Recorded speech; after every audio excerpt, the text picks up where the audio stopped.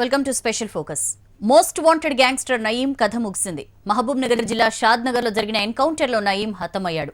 పక్కా సమాచారంతో ఆపరేషన్ చేపట్టిన పోలీసులు నయీంను అదుపులోకి తీసుకునేందుకు ప్రయత్నించారు. అయితే నయీం గ్యాంగ్ కాల్పులకు దిగడంతో పోలీసులు జరిపిన ఎదురు కాల్పుల్లో నయీం మృతి చెందాడు.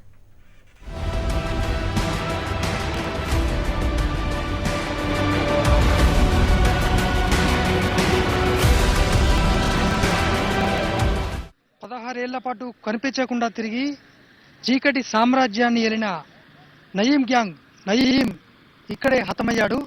గత నెల 16న వచ్చిన ఒక ఫిర్యాదు నయీం మృతి చెందే విధంగా, నయీంను ఎన్కౌంటర్ అయ్యే విధంగా చేసింది. ఇదే వెంచర్లో ఇప్పుడు మనకు కనిపిస్తున్న ఇదే ప్రాంతంలో నయీం హతమయ్యాడు. దారుణ హత్యలకు కేర్ ఆఫ్ అడ్రస్ గా పేరు పొందిన గ్యాంగ్స్టర్ నయీం కథ ముగిసింది. 2 దశాబ్దాలుగా నేర చరిత్రను కొనసాగిస్తూ పోలీసులకు సవాల్గా మారాడు నయీం. అండర్ గ్రౌండ్ నుంచి తన కార్యక్రమాలను ఆపరేట్ చేస్తూ అటు ప్రజలను ఇటు పోలీసులకు ముచ్చెమటలు పట్టించిన నయీం చాప్టర్ క్లోజ్ అయింది. మహబూబ్ నగర్ జిల్లా షాద్నగర్లో నయీం గ్యాంగ్ పై ఉదయం గ్రేహౌండ్స్ దళాలు కాల్పులు జరిపాయి. ఈ కాల్పుల్లో నయీంతో పాటు అతని అనుచరుడు కూడా హతమయ్యాడు.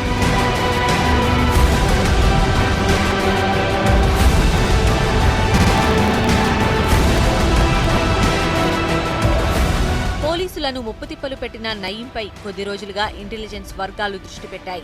కొంతకాలంగా నయీం షాద్నగర్లోని మిలీనియం టౌన్షిప్లో ఉంటున్నట్లు పక్కా సమాచారం ఉండడంతో పోలీసులు ఉదయం అక్కడికి చేరుకున్నారు.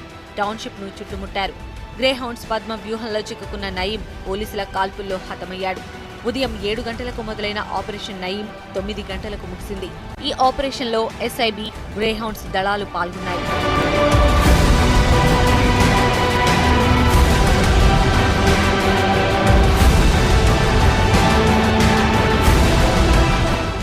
నిజామాబాద్ జిల్లా డిచ్పల్లిలో ఓ వ్యక్తికి నయీం గ్యాంగ్ ఫోన్ చేసి బెదిరించడంతో అసలు విషయం మొదలైంది.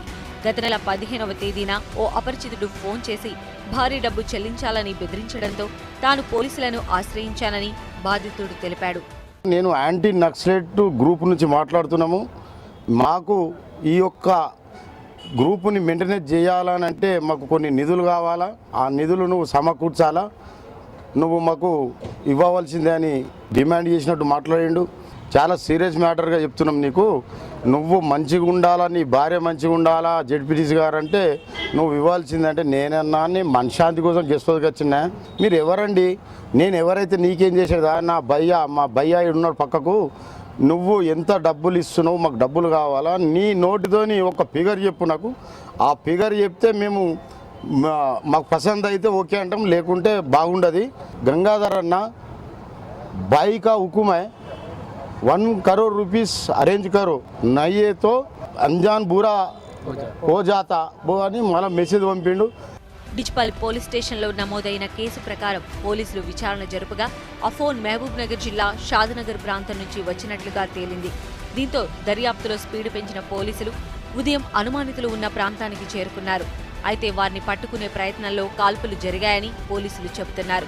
నయీం గన్మెన్ ఫైర్ చేయడంతోనే తాము కూడా కాల్పులు జరపాల్సి వచ్చిందన్నారు.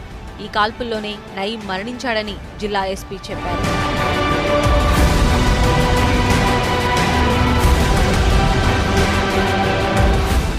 ఏ ఏరియాలో అనుమానాస్పదంగా ఆ బండి మూవ్ అవుతుందో ఆ ఏరియాకు వచ్చి వాళ్ళు ఆ బండిని చెక్ చేయడానికి వస్తే పోలీస్ టీం ను చూసిన వెంటనే ఆ బండి నుంచి దిగి బండి నడిపిస్తున్నటువంటి వ్యక్తి ఫైర్ చేసి పారిపోయాడు.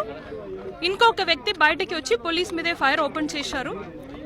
సెల్ఫ్ డిఫెన్స్ లో పోలీస్ ఫైర్ రిటాలియేట్ చేసినప్పుడు అనుమానాస్పదంగా ఉన్నటువంటి వ్యక్తి అక్కడే పడిపోయారు.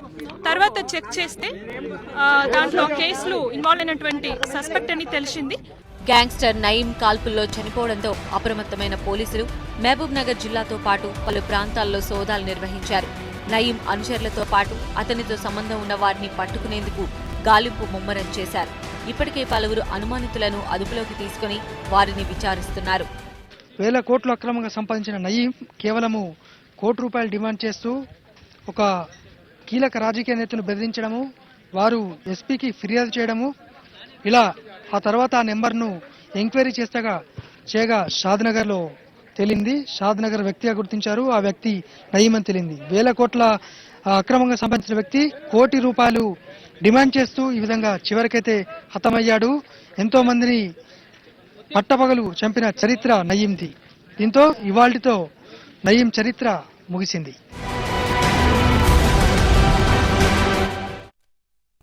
రెండు దశాబ్దాలకు పైగా పోలీసులకు దొరకకుండా హైదరాబాద్ చుట్టుపక్కలే మకాం వేశాడు. పోలీసులకు సవాల్గా మారాడు. తన దందాలతో ప్రజలు, అధికారులతో పాటు పొలిటికల్ వర్గాలను షేక్ చేశాడు నయీం.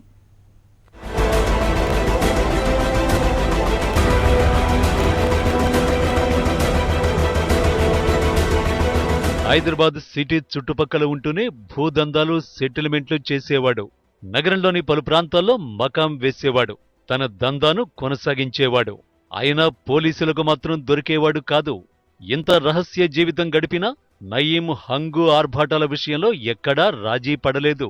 ఖరీదైన ఇళ్లు, ఇంట్లో భారీ ఫర్నిచర్, బయటకు వెళ్లడానికి కాస్ట్లీ కార్లు, ఇంటి చుట్టూ ఫుల్ సెక్యూరిటీ, కోట్లాది రూపాయల ఆస్తులు.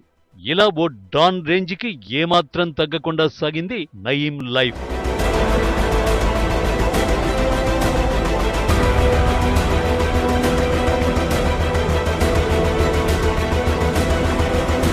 కాల్పుల్లో నయీం చనిపోయిన తర్వాత పోలీసులు నయీంకు సంబంధించిన ఆస్తులపై సోదాలు నిర్వహించారు. పోలీసుల సోదాల్లో ఆశ్చర్యకరమైన విషయాలు వెలుగులోకి వచ్చాయి. నగరంలోని అల్కాపురి కాలనీలో నయీంకి చెందిన ఇంటిలో పోలీసులు సోదాలు జరిపారు. కోట్ల రూపాయల నగదుతో పాటు భారీ మొత్తంలో నగలు కూడా ఉన్నట్టు గుర్తించారు. పోలీసులకు దొరికిన డబ్బును లెక్కించడానికి కౌంటింగ్ మిషన్లు ఉపయోగించారంటేనే అర్థమైపోతుంది నయీం ఏ రేంజ్లో డబ్బు వెనకేశాడో. అయితే ఇది కేవలం అల్కాపురి కాలనీలోని ఇంటిలో దొరికిన సొమ్ము మాత్రమే. నగరంలోని పలు ప్రాంతాల్లో మరికొన్ని ఇళ్లు, ఆస్తులు ఉన్నట్టు తెలుస్తోంది. నయీం గ్యాంగ్ సభ్యులని పెద్ద స్కేల్లో ఆయుధాలు, నగదు, తర్వాత ఎక్స్ప్లోజివ్స్ ఇక్కడ ఉన్నాయని, ఇక్కడి నుంచి వాడి ఇల్లీగల్ సామ్రాజ్యం అంతా ఇక్కడి నుంచే ఆపరేట్ అవుతుంది అనే ఇన్ఫర్మేషన్ అందితే ఇక్కడికి వచ్చి ఎస్ఐ వచ్చే టైంకు ఇంటి ఎదురుగా ఈ ఫర్హానా ఆసియా వాళ్ళు దొరికారు. వాళ్ళని కస్టడీలో తీసుకోగానే లోపల తీసుకెళ్తే భారీ ఎత్తులో నగదు 2 crores 8 lakhs చిల్లర క్యాష్, వెపన్స్ ఒక 4 pistols, 1 డమ్మీ రివాల్వర్, తర్వాత అబౌట్ 169 rounds ammunition, తర్వాత జెలటిన్ స్టిక్స్ 10. ఈ గ్యాంగ్స్టర్ ఇల్లు, ఇంటిలోని సౌకర్యాలు వీఐపీలకు ఏమాత్రం తగ్గకుండా ఉన్నాయి. కళ్ళు చెదిరేలా భారీ ఇళ్లు, ఇంటి చుట్టూ అత్యాధునిక సెక్యూరిటీ, ఇంటికి మళ్లీ బుల్లెట్ ప్రూఫ్ అద్దాలు, ఇంటిలో మోడర్న్ ఫర్నిచర్, ఇంటి ముందు లగ్జరీ కార్లు. ఇలా నయీం పేరుకి అండర్ గ్రౌండ్లో ఉన్న హంగు ఆర్భాటాల్లో ఏమాత్రం రాజీ పడలేదు. నయీం ఇంటికి తరచూ కాస్ట్లీ కార్లు వస్తుండేవని స్థానికులు చెబుతున్నారు. నయీం ఇంట్లోనే కాదు, ఆ ఇంటికి వచ్చే వాహనాలు కూడా భారీగానూ ఖరీదైనవి ఉండేవని తెలిపారు.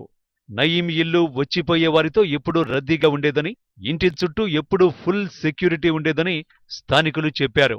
షాద్నగర్లోని మిలీనియం టౌన్షిప్ అపార్ట్మెంటు, అల్కాపురి కాలనీలోని ఇంటితో పాటు నయీంకు హైదరాబాద్తో పాటు పలు ప్రాంతాల్లో విలువైన ఆస్తులు ఉన్నాయని పోలీసులు భావిస్తున్నారు. పోలీసుల లెక్కలోకి రాని పలు బినామీ ఆస్తులు ఉన్నాయనే ఆరోపణలు వినిపిస్తున్నాయి. ఈ కోణంలోనే పోలీసులు దర్యాప్తు కొనసాగిస్తున్నారు.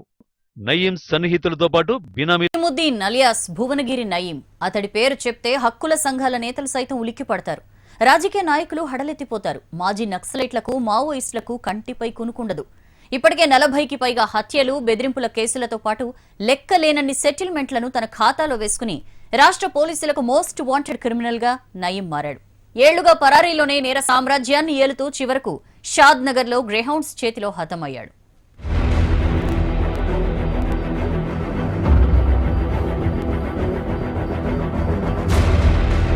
నల్లగొండ జిల్లా భువనగిరికి చెందిన నయీం సమసమాజ స్థాపన కోసం అంటూ 3 దశాబ్దాల క్రితం పీపుల్స్ వార్లో చేరాడు. వారి అగ్రనేతలు పటేల్ సుధాకర్ రెడ్డి, శాఖమూరి అప్పారావుల వద్ద శిష్యరికం చేసి వారికి సన్నిహితుడిగా మెలిగాడు. నక్సలైట్గా జీవితం ప్రారంభించిన నయీం ఆ తర్వాత నక్సల్స్ ను అంతం చేయటమే తన జీవితాశయమని ప్రకటించాడు. దీనికి సంబంధించి అనేక చోట్ల ప్రదర్శనలను కూడా నిర్వహించాడు.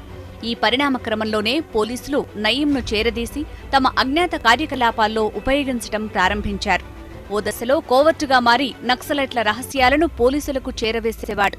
నయీం ఇచ్చిన సమాచారంతోనే అనేక ఎన్కౌంటర్లలో పీపుల్స్ వార్ మావోయిస్టు నేతల్ని ఖాకీలు మట్టుపెట్టారంటారు.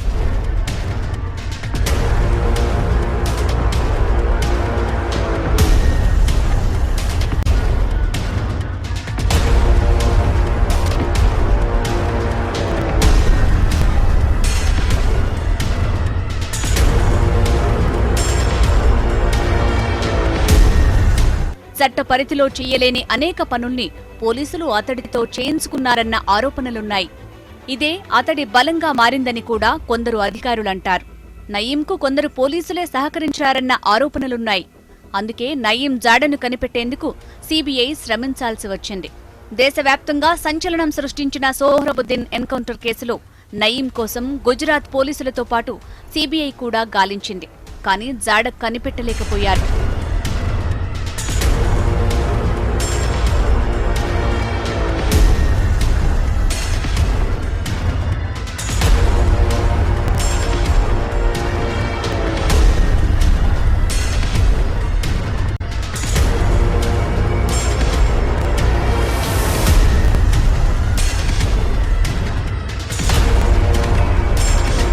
అజ్ఞాతంలో ఉండగానే భువనగిరిలో బెల్లి లలిత దారుణ హత్యతో నయీం పేరు రాష్ట్ర వ్యాప్తంగా మారుమోగింది.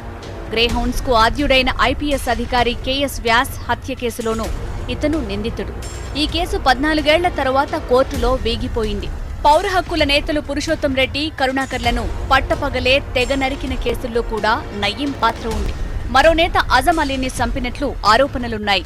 మాజీ మావోయిస్టులు గణేష్, ఈదన్న హత్య వెనుక నయీమే మాస్టర్ మైండ్ అని పోలీసులు చెప్తుంటారు.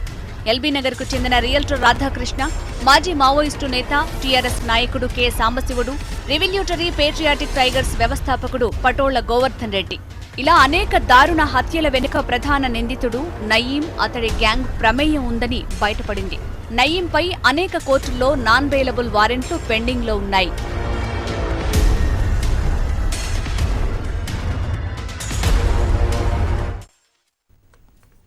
ఎక్కడా బయటికి రాకుండా నయీం నేరాలు చేయించే స్టైల్, ఆ తర్వాత సదరు నిందితులు అరెస్ట్ అయ్యే విధానం అన్నీ పక్కాగా ఉంటాయి.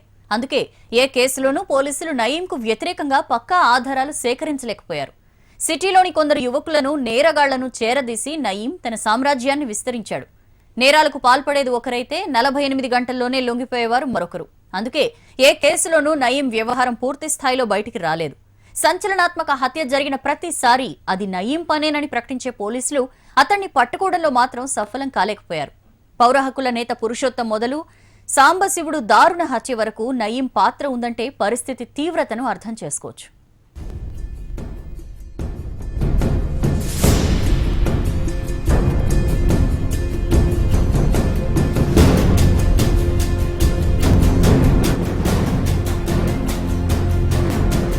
ఎక్కడా బయటికి రాకుండా నయీం నేరాలు చేయించే స్టైల్, ఆ తర్వాత సదరు నిందితులు అరెస్ట్ అయ్యే విధానం అన్నీ పక్కాగా ఉంటాయి. అందుకే ఏ కేసులోనూ పోలీసులు నయీంకు వ్యతిరేకంగా పక్కా ఆధారాలు సేకరించలేకపోయారు. సిటీలోని కొందరు యువకులను, నేరగాళ్లను చేరదీసి నయీం తన సామ్రాజ్యాన్ని విస్తరించాడు. ఈ ముఠా కుట్రల్ని జంట కమిషనరేట్ల పోలీసులు అనేకసార్లు ఛేదించారు. అయితే నేరాలకు పాల్పడేది ఒకరైతే 48 గంటల్లోనే లొంగిపోయేవారు మరొకరు. అందుకే ఏ కేసులోనూ నయీం వ్యవహారం పూర్తి స్థాయిలో బయటకు రాలేదు. సంచలనాత్మక హత్య జరిగిన ప్రతిసారి అది నయీం పనేనని ప్రకటించే పోలీసులు అతన్ని పట్టుకోవటంలో మాత్రం సఫలం కాలేకపోయారు. పౌర హక్కుల నేత పురుషోత్తం మొదలుకొని సాంబశివుడి దారుణ హత్య వరకు నయీం పాత్ర ఉందంటే పరిస్థితి తీవ్రతను అర్థం చేసుకోవచ్చు.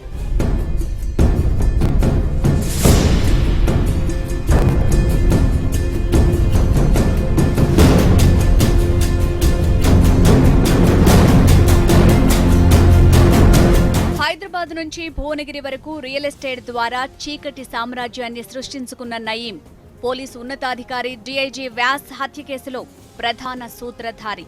ఆ తర్వాత అదే పోలీసుల అండతో మాఫియాగా ఎదిగాడు. 1999లో పోలీసుల ఎదుట లొంగిపోయిన అప్పటి people's war action team member Nayeem alias Balanna ఆ తర్వాత తన దశను దిశను మార్చుకున్నాడు.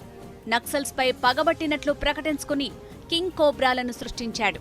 తెలంగాణ కళాకారిణి బెల్లి లలిత హత్య కేసు మొదలుకొని 2001 పౌర హక్కుల నేత పురుషోత్తం, ఆజాద్ అలీ, కనకచారీలను వరుసబెట్టి హతమార్చిన నయీం ముఠా ఆ తర్వాత రియల్ ఎస్టేట్ రంగంలోకి దిగి కోట్లకు పడగలెత్తింది. అదే క్రమంలో పౌర హక్కుల సంఘం అధ్యక్షుడు లక్ష్మణ్ను కిడ్నాప్ చేసి తర్వాత వదిలేశాడు. భువనగిరి నుంచి హైదరాబాద్ పాత బస్తీ వరకు రియల్ ఎస్టేట్ రంగంలో భూదందాలు చేశాడు. కొద్దిమంది పోలీసుల సహకారంతో బంజారాహిల్స్ నుంచి పహాడీ షరీఫ్ వరకు కోట్లాది రూపాయల విలువ చేసే వివాదాస్పద స్థలాల్లో తలదూర్చి ఎదురించిన వారిని తెగబడి మరీ వెంటాడాడు. ఒక దశలో నయీం సమాంతర ప్రభుత్వం నడుపుతాడన్న విమర్శలొచ్చాయి. భువనగిరి, హైదరాబాద్ శివారు ప్రాంతాల్లో చాలా వివాదాల్లో నయీం పరోక్ష, ప్రత్యక్ష పాత్ర కనిపించేది. వనస్థలిపురం, ఉప్పల్ తదితర ప్రాంతాలతో పాటు చుట్టుపక్కల జిల్లాల్లో చీకటి సామ్రాజ్యాన్ని విస్తరించాడు. రియల్ ఎస్టేట్ భూమి తగ్గిన నేపథ్యంలో నయీం గ్యాంగ్ ఆస్తి తగాదాల సెటిల్మెంట్లకు దిగింది. నయీం 2007 మేలో నాంపల్లి క్రిమినల్ కోర్టులో నాన్ బెయిలబుల్ వారెంట్ కింద కోర్టులోనే పోలీసుల కళ్లుగప్పి పరారయ్యాడు. పారిపోవడానికి పోలీసులు సహకరించారని అప్పట్లో బలంగా ప్రచారం జరిగింది. అప్పటినుంచి ఇప్పటి వరకు నయీం అండర్ గ్రౌండ్లోనే ఉంటున్నాడు. నయీం పేరిట కొందరు అనుచరులు, దగ్గరి బంధువులు దౌర్జన్యాలకు తెగబడుతున్నారు.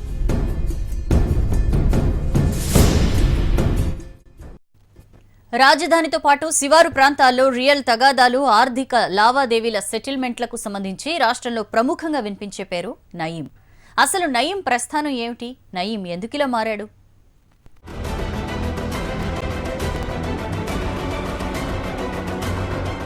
నయీం రాష్ట్రంలోని అండర్ వరల్డ్ ముఠాలకు ఇతని పేరు చెబితే వెన్నులో వణుకు పుడుతుంది. ఏవైనా సెటిల్మెంట్లలో నయీం టీం ఎంటర్ అయిందంటే అంతే. ప్రత్యర్థులు నయీం గ్యాంగ్ ముఠా చేతిలో హతమవ్వాల్సిందే. నల్లగొండ జిల్లా భువనగిరిలోని బీచ్ మెహల్లా ప్రాంతంలోని దర్గా సమీపాన ఓ సామాన్య కుటుంబంలో పుట్టి విద్యార్థి దశ నుంచి విప్లవాల వైపు దృష్టి సారించి ఎస్ఎఫ్ఐ విద్యార్థి సంఘంలో జాయిన్ అయ్యాడు. భువనగిరిలో ఓ డిగ్రీ కళాశాలలో గ్రాడ్యుయేషన్ పూర్తి చేసుకున్న అనంతరం 1990లో పీపుల్స్ వార్ వైపు అడుగులు వేశాడు.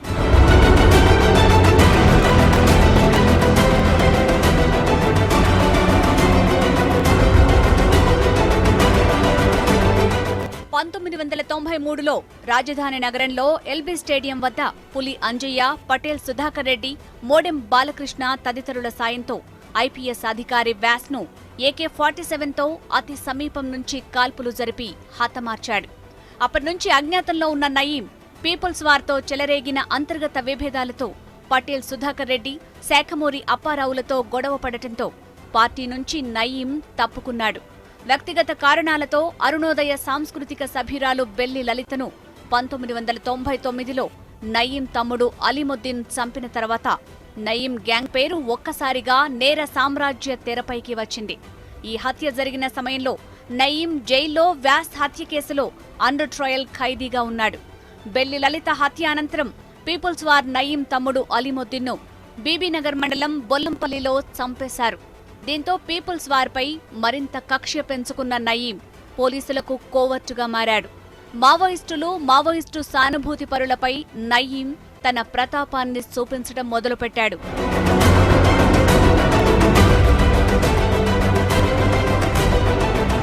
నయీం మావోయిస్టులకు వ్యతిరేకంగా పనిచేస్తుండటంతో పోలీసులు కూడా నయీం ఆగడాలను చూస్తూ మిన్నకుండిపోయారు. పోలీసు ఉన్నతాధికారులకు కూడా నయీం తన స్వామి భక్తిని చాటుకునేవాడని ఆరోపణలున్నాయి. ల్యాండ్ సెటిల్మెంట్లు, ఆర్థిక లావాదేవీల్లో నయీం గ్యాంగ్ ఆరితేరిపోయింది.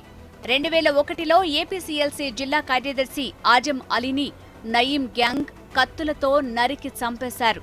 2002 డిసెంబర్లో నయీం తన నెట్వర్క్ను విస్తృతం చేసుకునే దిశలో భాగంగా బంగ్లాదేశ్ నుంచి పాకిస్తాన్కు వెళ్లి ఐఎస్ఐతో చేతులు కలిపినట్లు పోలీసు వర్గాలు గుర్తించాయి. 2008 ఏప్రిల్లో చోటారాజన్ అనుచరుడు అజీజ్ రెడ్డి ఎన్కౌంటర్ వెనుక కూడా నయీం గ్యాంగ్తో విభేదాలే కారణమని సమాచారం. Nallamala cobras, Kakatiya cobras, Narsa cobras, Krantisena పేరిట చెలరేగిన నయీం రాష్ట్రంలోనే కాక ఛత్తీస్గఢ్, జార్ఖండ్, వెస్ట్ బెంగాల్ ప్రాంతాల్లో తన నెట్వర్క్ ని పెంచుకుంటూ మావోయిస్టుల వేట ప్రారంభించాడు. పోలీసుల నీడలో నయీం గ్యాంగ్ అరాచకాలను నిలదీసినందుకు ఎంతో మందిని నరికి చంపిన నయీం గ్యాంగ్ భూ వివాదాలు, సెటిల్మెంట్లు చేస్తూ చీకటి కార్యకలాపాలను నిరాటంకంగా కొనసాగిస్తూ వచ్చాడు.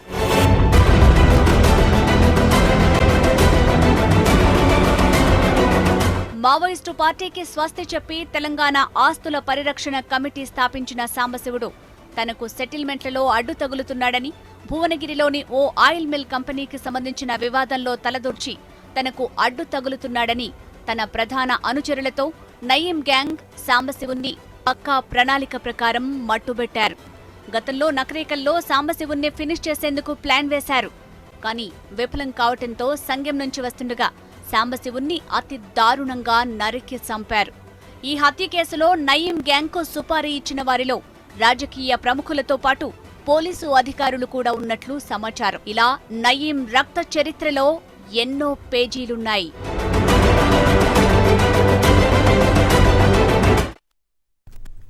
మావోయిస్టు దళంలో తనతో కలిసి పనిచేసిన బెల్లి లలితను దారుణంగా హతమార్చాడు నయీం.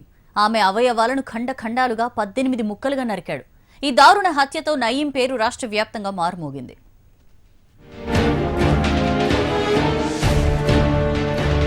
అజ్ఞాతంలో ఉండగానే ప్రజా గాయకురాలు బెల్లి లలిత దారుణ హత్యతో నయీం పేరు రాష్ట్ర వ్యాప్తంగా మారుమోగింది. బెల్లి లలిత పాడిన పాటే ఆమెను బలితీసింది. 1999 మే 26 సాయంత్రం ఎప్పట్లాగే తాను పనిచేస్తున్న స్పిన్నింగ్ మిల్ నుంచి ఇంటికి వచ్చి సాయంత్రం మరో గంటలో తిరిగొస్తానని బయటకు వెళ్ళింది. అంతే, రోజులు గడుస్తున్నా ఆచూకీ లేదు. నాడున్న ప్రభుత్వ నిర్బంధం, భువనగిరిలో ఉన్న ప్రత్యేక పరిస్థితుల నేపథ్యంలో లలితకు ప్రత్యర్థులు ఏదైనా అపాయం తలపెట్టవచ్చని ప్రజా సంఘాలు భయపడ్డాయి. అరెస్టు చేస్తే ఆచూకీ తెలపాలని ప్రజా సంఘాలు, హక్కుల సంఘాలు ప్రభుత్వాన్ని డిమాండ్ చేశాయి. బెల్లి లలిత ఏమైందో తెలపాలని భువనగిరి ప్రజలు రోడ్లపైకి వచ్చి అప్పటి పాలకులను నిలదీశారు. ఆందోళనలు జరుగుతుండగానే భువనగిరి తూర్పు భాగాన ఉన్న దర్గా సమీపంలో ఉన్న వ్యవసాయ బావుల్లో ఏవో మానవ శరీర భాగాలు నీటిపై తేలియాడుతున్నాయని ప్రచారం జరిగింది. అంతే, ఒక్కసారిగా భువనగిరి ఉలిక్కిపడింది. లలితను కుట్రపూరితంగా ప్రభుత్వమే హత్య చేయించిందని ప్రజా సంఘాలు ఆరోపించాయి. అయితే పోలీస్ కోవర్టుగా మారిన నయీం, అతని సోదరుడు అలీంతో కలిసి లలితను కిరాతకంగా చంపేశాడు. ఈ దుర్మార్గాన్నంతా కొంతమంది వ్యక్తులపై నెట్టేసి తన చేతులకున్న రక్తపు మరకలను దాచుకునేందుకు ప్రయత్నించాడు. దీంతో మావోయిస్టులకు నయీంకు మధ్య కోల్డ్ వార్ మొదలైంది. ఇవి బులెటిన్ విశేషాలు. Stay tune to HM TV.